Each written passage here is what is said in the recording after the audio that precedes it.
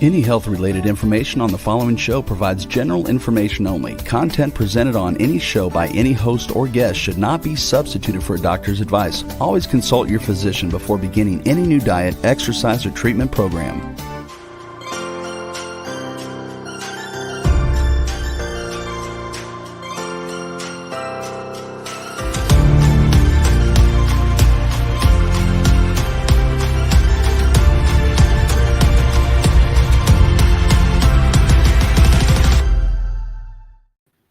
Hi, welcome to the Namaste Wellness Show, where we offer holistic wellness for the mind, body, and spirit for people and pets with a touch of cultural soul. My name is Laura. Thank you so much for joining me today. I have a very special guest today. Our topic is Kundalini Yoga and Holistic Health.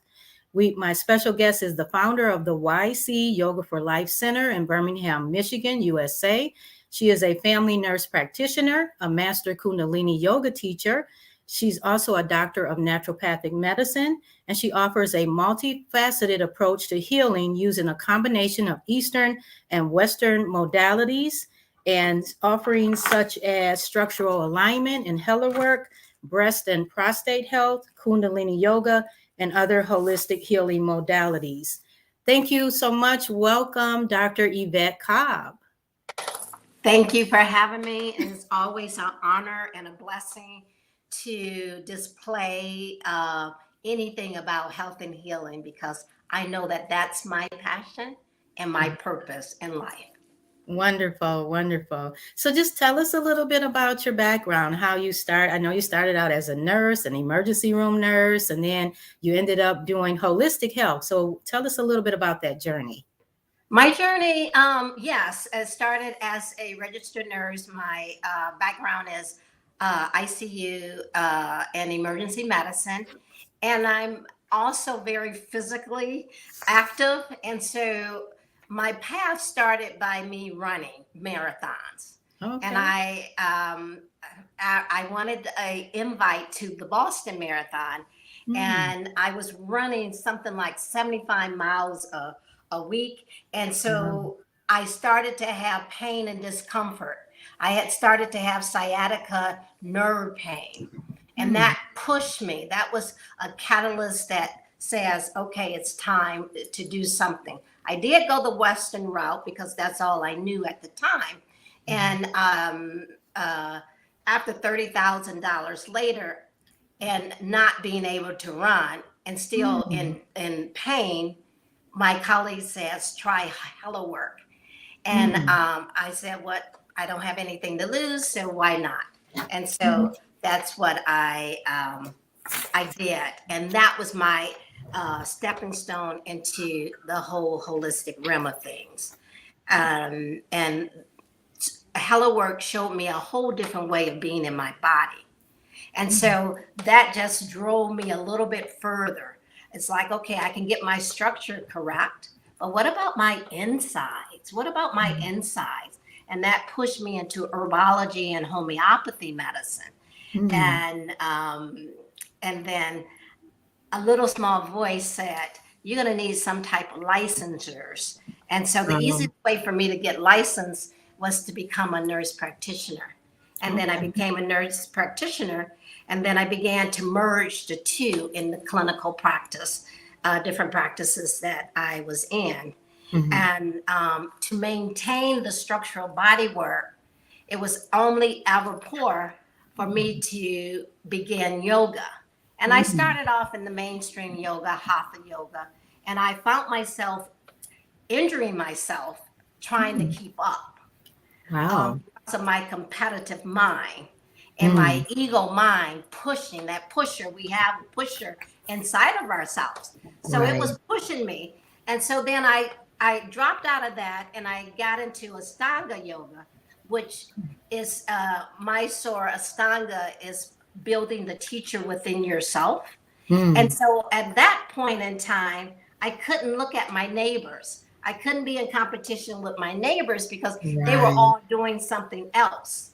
And so then that drove me further. And then one of my clients says, well, you should come and try Kundalini yoga. And that was after 22 years in the other modalities. And I said, my mind is always expansive, and I always thinking of messages. And so I tried Kundalini yoga, and the last words that the instructor said, to master anything is to become a teacher at it. And I'm like, oh, do I need another certification? Right. It was like, yes. And so now that's the only yoga I choose to teach, because of what it takes 22 years in the other modalities. You can get that same effect in Kundalini yoga as quick as 3 minutes. Wow. And it's like, I'm trying to save as many people as I can to do the 22 years like I myself did, but jump right into the mother of all yogas. And so from there, I just became a doctor of naturopaths to explore the whole integrated pathway a little bit further. So, and then in clinic as a nurse practitioner, my training, we had to do so many prostate exams. I worked with a urologist, and at that point, I never realized how much and how many problems men actually have. And it was so humiliating to me to see so many grown men in diapers, walking around in diapers and crying because of different prostate issues. And so at that time in grad school, I did my thesis on an integrated approach to prostate disease, offering up different modalities that man can begin to do to cultivate and protect their prostate as they get older, because prostate is usually a disease of the elderly. But in my research, as early as 20 years, male individuals already had prostate cancer cells in their prostate. So, so that's how I got involved in man's health. And then working in a clinic here in the disparity area, giving different patients mammogram scripts to go get their mammogram. And so many of them came back with dense breasts. And I was like, wow, this is something must be happening in the world. How come so many women have dense breasts? And then it led me on a journey of, how can this be rectified? How can this dense breast be rectified? So it led me to a naturopathic school over in Canada to become a healthy breast educator. And so in my dissertation in school for a doctor of naturopath, I did a pilot study on healthy breasts,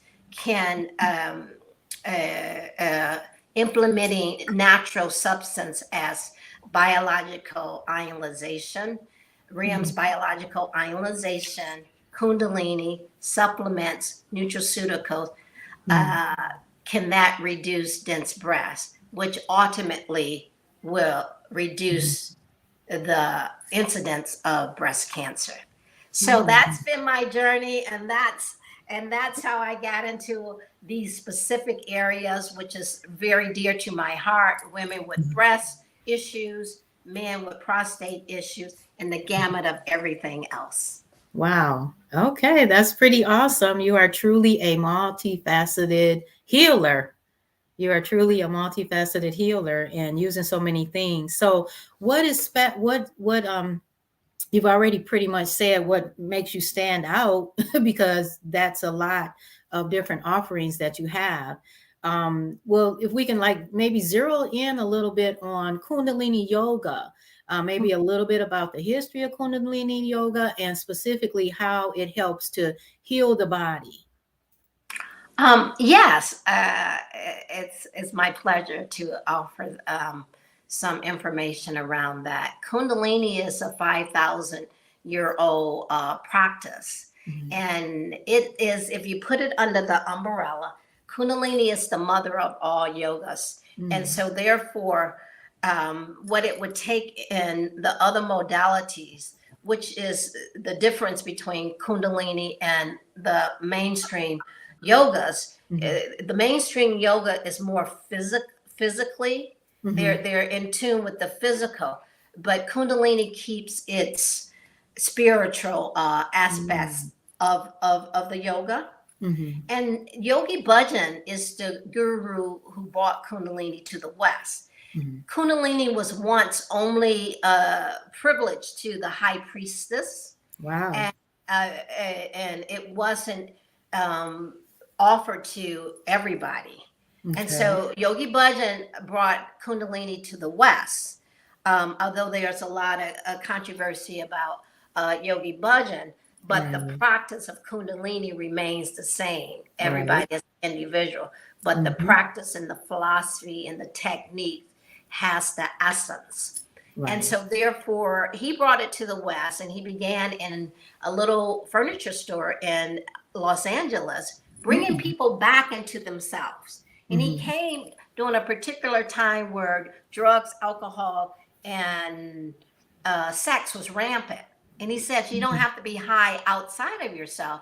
You can you can begin to build that inner strength, that inner muscle, and have that high 24/7. Wow. And so he began to teach Kundalini yoga. Now, some of the difference in the mainstream and Kundalini, it's a trinity effect. You have the vigorous asanas, the poses, you have meditation, and you have relaxation. And our relaxation is to the gong, the most ancient instrument that the brain has no defense to. So you drop into that place of nothingness. And that's where the true healing really begins, because we done unraveled you to that place of stillness. And so now at a cellular level, things can begin. Kundalini is it's about moving energy. It's all about the angles. It's very precise. It does different poses from the mainstream because it has a specific action that is trying to accomplish. Yeah. It's a certain action that it's trying to accomplish. Now, Kundalini is Kundalini means the emanation of the soul for conscious awareness. And so all yoga is about awareness. But Kundalini is like the fast train to that awareness. It's like don't walk when you can fly. Yeah, I like that. and so that's what Kundalini is all about. The trinity of fact. And the other thing is that we do varying types of breathing. And so we really activate the breath. The breath is the prana. The breath keeps us connected to our higher source. And so it allows us to remember who we are from inside out. Too often we live on the outside. And so it brings you inside. Another difference in Kundalini yoga, other than the varying breaths, the trinity of fact, most of it is done with the eyes closed. So when the eyes are closed,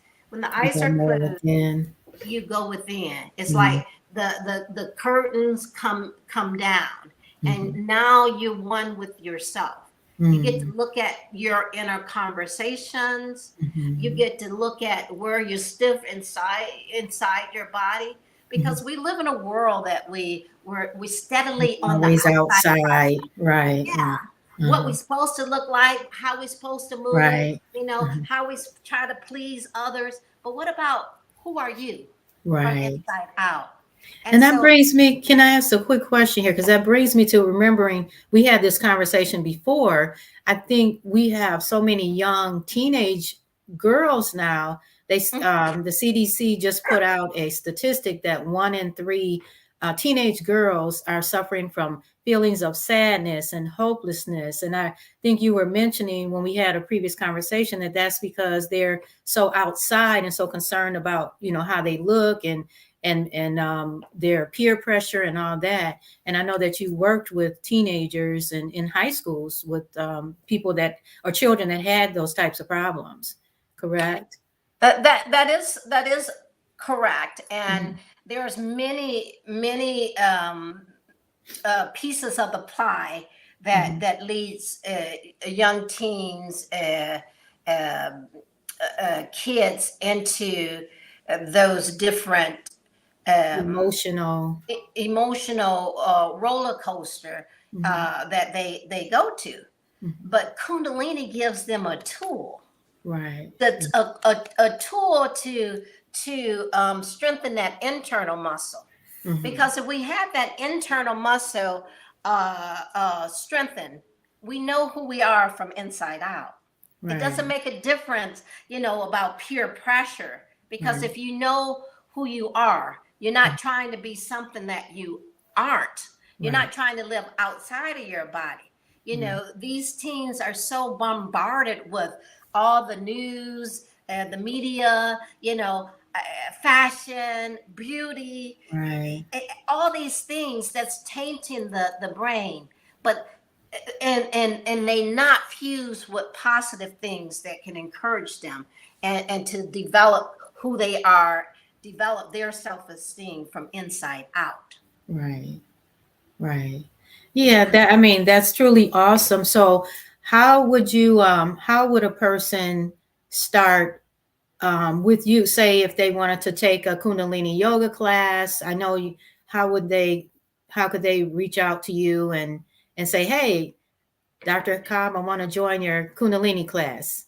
What would they have Yeah. to do? Well, two things. We do streaming and we do in person. Mhm. And they can text healing to 21,000. And when they do that, they get my digital business card. On there is my website, it's LinkedIn, it's my business Facebook page. And on the Facebook page, there in Instagram, there are different videos on there that gives Mhm. you why do yoga, Kundalini yoga, some background about Kundalini yoga. It's all on the website. But her classes, we haven't opened full spectrum since the pandemic. But we Mhm. have classes on Wednesday evening, and we have classes on Saturday morning. And the classes is usually 90 minutes, and anybody can join. It doesn't Right. make a difference if you've never done yoga. It's none of that. We're not trying to make you a presto or anything. We're trying to just bring you inside of yourself, Mhm. quiet that mind, that mental monkey mind, and bring you inside of herself, in yourself. Right. Okay. And And I what offer, go ahead. I want to add too, I offer, if those classes don't fit into one schedule, I do offer corporate yoga coming to your business, place of business, any corporations. I do privates, I do semi-privates, I do bridal shower, uh, uh, Kundalini yoga. I Uh, do couples yoga. So they can just reach out to me. Okay, okay. And then that's at texting healing, the word healing to 21,000. Okay. That's And then correct. I would like to, I just sent the text over, but I would like to have that streamed or scrolled on the screen again too, the contact information for Dr. Cobb, because as you said, it will pull up your entire business card and all Mhm. the places that you can be, they can see information about what you offer and that type of thing. Absolutely. So let's talk about why should we, you I know you've touched on it, but just kind of clarifying again, why should we practice Kundalini yoga? What are the benefits? And maybe what are some of the contra, or if are there any contraindications to practicing Kundalini yoga? Well, there's always pros and cons to everything. And Hmm. so the beauty of doing Kundalini is you don't have to be physically fit. You just come as you are. And as you keep coming, you will cultivate that internal strength. So that's one difference. You don't have to be, you don't even have to ever done any yoga, but so that's one positive. And if you can't do if you can't do the poses, that's okay too. You do what your own body will have you do, because it's a relationship with you and your higher self. That's what yoga means, union between yourself and your higher self. Right. But Kundalini is so massive. It's a granular type of yoga.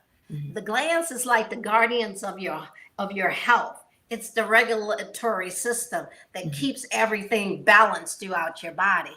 It's a circulatory type of yoga as well. It boosts up the circulation, the blood flow in your body temple. You do varying types of breath, which we call pranayama breathing, and that breath ignites that internal being. It's the breath that brought us into this world. Right. But the breath is what, as we journey through this thing called life, the breath is the thing that is lost most. And so this reconnect you to life, your source. So it has varying types of breaths that you can embark upon. The other benefit is that it gets you flexible. It builds that internal strength. If you have anxiety, if you have depression, if you have knee problems, there's a Kriya. Kriya in Kundalini is a set of poses that's going to do a specific action. So Kriya means action. And so there's thousands of Kriyas. So every time you come to Kundalini, it's like a new beginning. It's not like I'm making up different routines. These are ancient tools that has been handed to me, and I'm so grateful to be able to embark upon Kundalini yoga. So some of the disadvantages is that I wish I was able to be in all schools, all high schools. I wish I was in all businesses. My desire to be in all training modalities, so that individuals can have a tool to move into. If they need a break in their busy day, they have a tool that they can bounce back, rejuvenate themselves, and begin again. Okay. So that's a disadvantage, that I'm just one person and multiple places. That's a disadvantage. But as far as any disabilities or injuries, you can still do Kundalini yoga because it's a household yoga. Anybody can do it. From 3 years old to 103.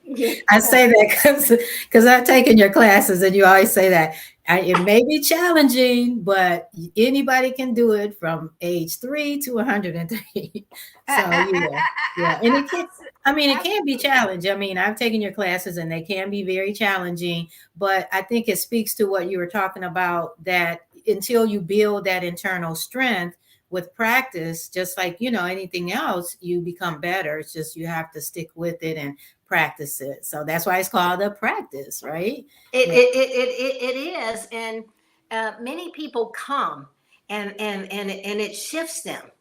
And that shift is being pushed. They like push out of their norms. And sometimes people are fearful. Yeah. And so we have to understand and begin to make fear her friend. And just to know that it's quieting that conversational mind that we constantly have, and to move beyond those blocks in her body temple. Right. I Because like that. we I we love say that. we Mhm. say you never grow old, you just grow up. Okay. I like that. My mom at 88 does her yoga every morning. Really? Okay. Yeah. That's So awesome. yeah, and she would tell you, if don't bother me doing my yoga time, and if I don't do my yoga, my bones ache. Okay. So it keeps that fluidity within your body temple, Right. and Go, mama. keeps the Yeah. mind active.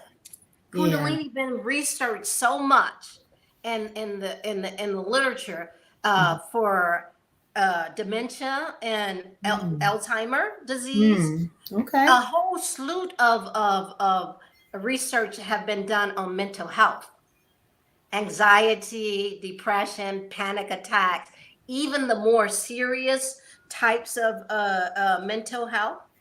It's been Right. it's been research even in cure for cancer. They say Okay. if you have cancer, start doing some structural body work, start doing Okay. some movement, start to get Mm. out of your head and dive Into into your your body. Yeah. body. Yeah. Right. Hmm. Yeah. That's pretty awesome. I like all that. Well, maybe talk a little bit about, because we're talking about the mind and getting into out of the head into the body. Talk a little bit about the neutral mind. In the West, in the East, they say in the West, we have what they term the monkey mind that's kind of all over the place. And when we're doing yoga, we're trying to switch off that busy mind to what is termed the neutral mind. So talk a little bit about the neutral mind. Well, a few corrections in there. Okay, thank you. There's three minds, and Okay, in Kundalini, we want to enrich all three of them. Too okay. often, the negative mind gets more nourishment. You know, Mm, the negative mind is so apparent everywhere. On the media, on you know, uh, in conversations, and mhm. when people are judging, when people are Critical and critical. yeah. So the Mhm. negative mind is always is up front. Now it's Okay. the positive mind and the neutral mind that really that those muscles need a little bit more strength. And Right. so the positive mind is an ideal mind to live in. It's like you're living in that radiant body. Mm. Everything is great. But Mhm. the Mhm.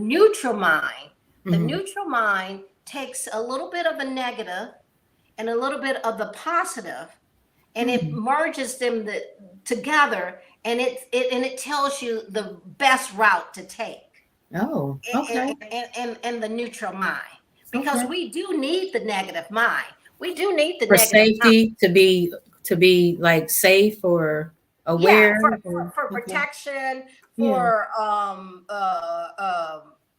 when like if you walking down a dark street and Uh-huh. you have that instinct that you better be alert, Right. or Okay. you leaving a concert and you have your keys already out and stuff. Right. That's all that. Prepared. Yeah. Yeah, that's all that negative mind coming up to Oh. allow you some protection, Okay. and that thing. But in Mm. in yoga, we're dropping into either that positive mind, or even better yet, that neutral mind, or even Mhm. better yet is that nothingness mind, where there's Mm. no thoughts. There's Okay. just that's just the essence of being. And then But that's when is that when, because just ask no, you a quick question that came up for me. My understanding, yoga is thousands of years old, and my understanding is one of the purposes of the physical practice and all the other practices so they could sustain long periods of meditation, which you're in that state of no thought and you can receive information. Is that true or is that, Well, am I on the track of something that's true? yeah, absolutely. You just speaking truth into your audience ears. But let me expound on it a little bit more, Okay. a little bit deeper for Uh-huh. you. So that place of nothingness, we call meditation hearing the answers. We Okay. prayer It's is asking asking. God, Uh-huh. Uh-huh. but we have to quiet our mind To down hear the enough answer. so Okay. we can hear the answers. So when you Right. drop into Okay. that place of nothingness, Uh-huh. God, or your source, whatever your The source is, choice my of, source right. is God. It Right. starts to download, Got you. download, Got you. download answers Right. and download thoughts that you never thought about. Right. My work in my work, it always is such a joy. It doesn't feel like work because Uh-huh. I'm such a vessel, and it's just things just being downloaded. I When you, love that, being a vessel. Yeah. yeah, when you get yourself out of the way and Mhm. you're so present to that Mhm. individual that's right in front of you. Mhm. People say, Yvette, Dr. Cobb, are you psychic or something? No, I'm not. But I'm so clear and I'm so present. And And my mind connected. is so open in that space of nothingness Right. that I can hear the information that's being downloaded Right. to offer up. Right. I love that. Yeah. That's why I think meditation is such a beautiful practice and is a total aspect of yoga. Um, Now, Absolutely. I know you're gonna do a couple demonstrations with us, and but before we do that, I wanted to talk a little bit more about holistic healthcare and Yeah. how you incorporate the holistic healthcare into the Kundalini practice. I know you spoke about herbs and structural work and et cetera, et cetera. So how can you expand on that for us? Well, I wear many different hats. And Right. so people come in for consultation, and Mm-hmm. oftentimes they come in because they have an issue, Mm-hmm. a issue or a problem that they think it's a problem, but it's just God's trying to get them their attention to Mm. to make a change in their body temple. So they Okay. do a one-on-one consultation with me, and at Mm-hmm. that time, I may offer up herbs or homeopathy, depending on what they're coming to see me for. Mm-hmm. And then to follow it up that's the internal balancing. To Mm-hmm. follow it up, I always offer them to come to Kundalini Yoga Mm. so Okay. that, wherever a molecule goes, thought follows. And so we want to unravel those thoughts that's embedded in the fascia, which Oh, is which the is tissue. another modality that I do. I do the structure made perfect, which is a kickoff from Hella work, and Mm-hmm. we work on the fascia, and now Mm. those thoughts lie in the fascia, and Mm. so therefore I can release it Mm-hmm. through the body, through the structural body work, Mm. but to maintain it is the Kundalini yoga. Okay. Okay. The Kundalini. Yeah. So it's a stair steps of healing. Right. Your internal body, your external body with the structural body work, and the Right. maintenance is the Kundalini, the meditation, the Uh-huh. relaxation. Right. And these have all been scientifically studied and proven to work, the meditation. And you mentioned that there was some science in Kundalini. I know Kundalini is sometimes referred to as a technology, correct? Yes, absolutely. It's been so much research on Kundalini, Mm-hmm. even with weight loss. Doing one class a week in Mm. 30 days, you can reduce your BMI by 5%. Really? Okay.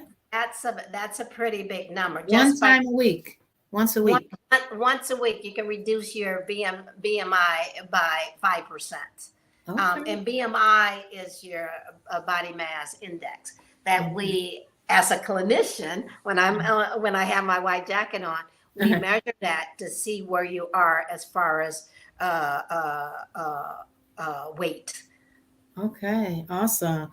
So you can actually, that's a question I get sometimes. Can you lose weight doing yoga?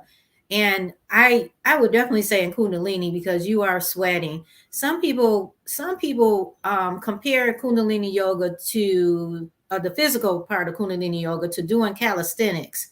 Are we doing calisthenics in Kundalini yoga with the time? Because you're repeating and moving and moving and moving for a certain period of time. Yeah, and I just want to add, Kundalini is a time sequence type of yoga. Mm-hmm. It's quite different from calisthenics. Okay. Because you, But see, Kundalini is you inside. Your eyes are closed. Right. There's varying types of breath. So weight loss in Kundalini is a body, mind, spirit type of thing. Right. And in the traditional gym, it's a physical. Even with mainstream yoga, it's a physical thing. But we hit Patanjali Joy. He in yoga there's 8 sutures. Kundalini hits all 8 sutures: the meditation, the breath, the asana, being true to yourself. Right. Is Samadhi. One of the big sutures. So that's where there lies the difference, because if our mind was centered, and quiet, Kundalini just ultimately, you feel so good. You feel so good inside out. Right. Inside out. Now, right. Is the opposite, is outside in. And so Kundalini, you start feeling a sense of ease, sense of peace inside. So you start doing better. Right. Your desire to eat better just automatically. It's not a forced thing like, you may have a trainer. Diet. No offense to trainers or anything, but you may have a trainer and then they put you on a specific diet and stuff. Right. They outside of you, they are putting you on a specific diet. But in Kundalini, you get that sixth sense inside of yourself that your desire is to do better, to be better. And that just automatically comes. I'll give you one example. I was doing Seva at Renaissance Unity over there in Warren. And one of the wives drug her husband to the class, and he would come, I would teach every Wednesday, and he would show up because she showed up, right? Yeah. And then after 30 days, he came up to me. And he had bringing me gifts. He did this here like painting. He's an artist and he did this painting. Oh wow! And he says, "I like to give this to you." I'm like, "Okay, thank you." But what is this for? What is this for? He says, my wife and she's been on my back about quitting smoking. He says, I done tried everything, the gum, the patches, a hypnosis. And he says, I've been coming to your class maybe just 30 days. And I'm all of a sudden, I just woke up and I didn't desire a cigarette. Wow. I just was no longer having that urge for a cigarette. Wow. That's powerful. Yeah, so that's what Kundalini can do for you. Right. I totally believe it. It does feel good when I do it. It is amazing. Everything you're saying, I can relate to that experience, because it is, even though I teach the, more common type of yoga, my personal preference of yoga is doing Kundalini yoga because it's so empowering. I mean, all yoga can be All empowering, the yoga is but empowering. yeah, It's just it's how my fast you want to get there. exactly. So Right. yeah. So we're moving right along, and I'm really appreciating everything that you're sharing with us. What tips before we do this, let's do the demonstration because we're gonna do a demonstration. I want to make sure we get that in, and then we can do a little finish up, follow up after that. So what are we doing? What are we gonna do? Well, I figure this is for everyone, but so many people now are working at home. So many people are in front of the computer. So I want to give you a little timeout things that you can do that's very simple. See, Kundalini is very simple. It can be acclimated into wherever you are. Right. And so these few little things, it's going to activate your glandular system. My desire was to do, something for the knees, but I think that's too much movement to get in. So we're going to do some things sitting in the chair that you can embark upon. Okay. And that's very helpful. And I like to offer up a rejuvenation meditation for individuals that's constantly sitting at their desk, and they can take a 2 or 3 minute time out and just revitalize themselves, energize themselves. Right. So that's it. So I'm gonna just bring this over a little bit here, and so the first one is bring your hands, bring your fingertips, because everything is so specific here. The fingertips is in the front, the thumbs is back. Your chin is tucked back as if you elongating your spine. So it's not like this, but you want to tuck it back. We call it a julaband. And so your arms is up, okay? And you're gonna twist. You're gonna inhale left and exhale right. Inhale left, exhale right. Inhale left, exhale right. So as you doing it, beautiful. Inhaling left, exhaling right. As Laura is being my model here. And so we're encouraging the flow of energy. And we're not holding. Like in the gym, sometimes you find yourself holding your breath. But this is encouraging the energy. We're inhaling left, exhaling right, because that's the flow of universal energy. It comes through our left side and exits through our right side. So not only that, you see Laura's, the arms are up. So you're activating all the lymphatic system, the lymph glands under your arm, both sides, the ones coming up your chest and down your back. And right at the top of the kidneys, you have your adrenals. So with this twist, you are also stimulating your adrenals. Your thymus sits right in the center of your chest. So you stimulating that as well. Okay, inhale deeply, center here. Pull that energy up. Hold it.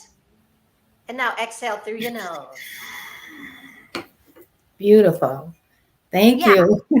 So that's one thing that people can do at the desk. Many people have shoulder issues, tight shoulders, rounded shoulders because of sitting at the desk. And this is another a granular lymphatic circulatory thing. So we're going to bring our hands, bring the thumb over to the baby fingers. The other fingers are straight up. And we're going to bring them to our sides, bring them to your sides. And so you're going to inhale, shoot that arm up, and bring it back and hit your side. Inhale, exhale. Inhale, exhale. Inhale, exhale.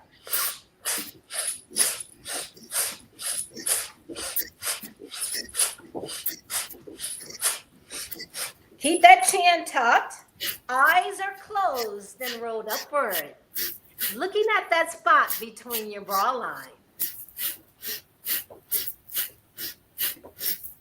Beautiful. Now send those hands straight up. They're kind of out, but bring them straight up, like you're going straight up to the heavens.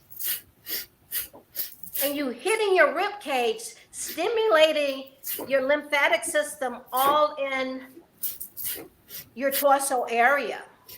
Now you're raising your arms. You're raising your arms, and no, keep going. No, keep going the other. You're raising your arms, stimulating your heart meridian, and yet again, you're stimulating all the lymphatic. Okay, now inhale, hold it, and exhale. All right, thank you. You're welcome.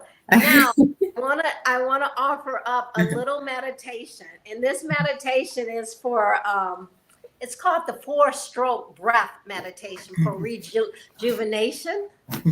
And so this time it's almost like you cupping your hands here, and the baby fingers, the pinky finger touch. This is your Mercury finger, and you have your hands kind of like in a cup. So we're gonna bring our hands to her sides, hugging the rib, and bring your fingers over. And they're kind of, the baby finger is touching, and spread the other fingers out like a lotus flower, but keep a little cuff in here. Oh, that's hard. My hands are. I work with my hands a lot. I can feel. Yeah. And so this gives you tension. a little exercise. And you see how Laura just mentioned it's a little tight on her hands because she works with her hand. So we're working the big muscles as well as the fine motor movement muscles. And so this starts to facilitate flexibility in those muscles that you don't tend to use as much. So here, you're going to close your eyes, and you're going to breathe through your mouth. And you're going to hold it 1, 2, 3, 4, and then you're going to exhale through your nose. So on top of that, when you inhale, it's like to a count of 4. So one long inhale to the count of 4. You're going to hold it at the top for 4, and then as you exhale through your nose, you're going to chant Sa Ta Na Ma. Sa Ta Na Ma. So it looks like this. Your hands, your eyes are closed. You're going to inhale, draw in.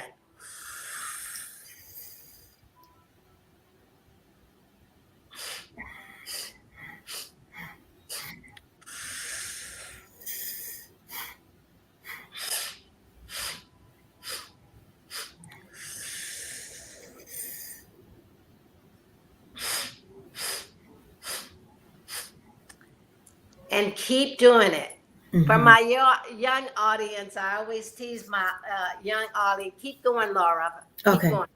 I always tease my young audience. It's like you drawing in, like you're getting high or something, and you holding it, and then you blowing out your nose. Sa ta na ma. Inhaling. Holding it at the top, 1, 2, 3, 4, and blowing it out. Sa, ta, na, ma. Sa is infinite, omnipresence. Ta is life. Na is transformation, death. And ma is rebirth. So you're asking the Creator. At that moment, if you're having a bad day, you ask them, the Creator, change my life, transform me, rebirth me to a newness. Okay, Laura, inhale here, hold it, hold it, hold it, and then exhale. Now bring your hands up and just shake it. Just shake, disperse that energy. And then you can go back to your work here. Thank you. Thank you so much, Yvette. Okay, we're basically at time right now. I've totally enjoyed you having on the show today. Please, everyone listening, contact her, texting healing to 21,000. And just thank you. And I can't wait to be in your next class again. So thank you all for being here. Next week, we're going to be talking about Reiki energy healing. I hope you'll tune in. Wednesdays at 11 o'clock. My name is Laura. I'm your host. Until next time, stay safe, stay well. Namaste.